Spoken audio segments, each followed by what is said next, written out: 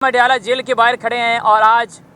مختلف چیزیں ڈسکس ہوئی ہیں خان صاحب کے ساتھ، مختلف باتیں ہوئی ہیں، جلسے کے حوالے سے بات ہوئی ہے،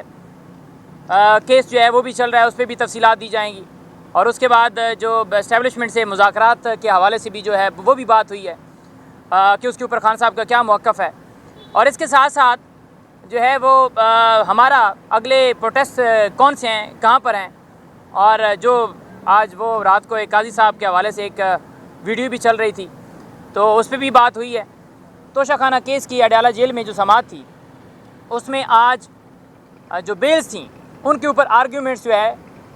ہونے تھے، اور اس کے لیے آج ڈے مختص کیا گیا تھا۔ ہماری طرف سے دلائل مکمل ہو گئے ہیں، لیکن پراسیکیوشن نے یہ کہا ہے کہ ہمیں کم سے کم 3-4 دن چاہیے اپنے دلائل کمپلیٹ کرنے کے لیے۔ ان کا دل یہ تھا کہ القادر ٹرسٹ کیس جو اسلام آباد ہائی کورٹ میں ایک درخواست دی گئی ہے، وہ درخواست کے اندر جو ہے آپ کو پتہ ہے کہ ایک حکم امتناع جاری ہوا تھا، وہ حکم امتناع ختم ہو اور توشہ خانہ کیس کے اندر جو ہے وہ پھر اس وقت ضمانت کے اوپر ڈیسیژن بھی دیا جائے، تب تک ان کا دل تھا کہ القادر ٹرسٹ کیس کے اندر سزا ہو جائے۔ لبے لبا بتاؤں، یہ کسی لیاقت باغ کا خان صاحب نے کہا ہے کہ میں پوری قوم سے کہنا چاہتا ہوں کہ حقیقی آزادی کے لیے اس وقت یہ ملک کی بقا کی جنگ ہے۔ اگر ملک کو آزاد کرانا ہے تو آپ کو گھروں سے نکلنا ہے، اور تمام لوگوں کو کہا ہے، پوری قوم کو خان صاحب نے کہا، چاہے وہ اوورسیز پاکستانی ہو، جتنے ہوں، ہر ایک کے لیے یہ میسج ہے کہ آپ ہر صورت لیاقت باغ آپ پہنچیں۔ ہم نے پرامن جو ہے وہاں پر اپنا پروٹیسٹ ریکارڈ کروانا ہے، اور اگر راستے میں کہیں گرفتاریاں کرتے ہیں تو آپ نے گرفتاریوں سے نہیں گھبرانا، آپ نے جیلوں سے نہیں گھبرانا۔ انہوں نے کہا کہ میں اگر 15 مہینے سے جیل میں ہوں تو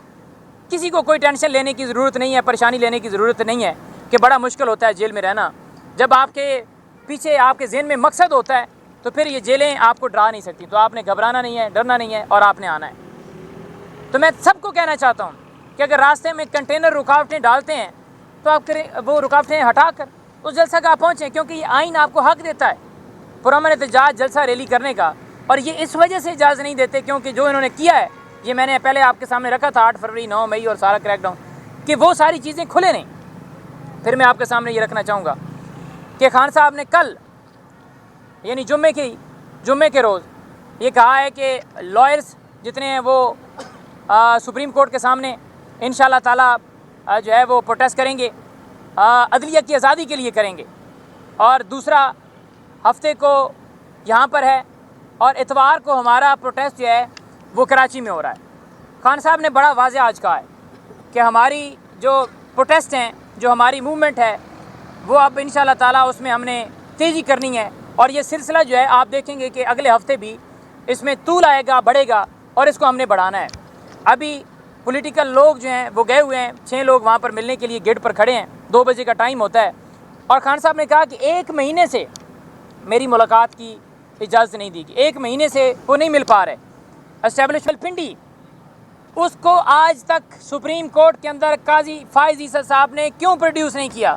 جب اس نے کہہ دیا کہ ہم نے پی ٹی آئی کے امیدواروں کو 70 ہزار سے ہرایا، جو 70 ہزار سے جیتے ہوئے تھے، تو کمشنر راولپنڈی کو سپریم کورٹ میں نہ لے جانا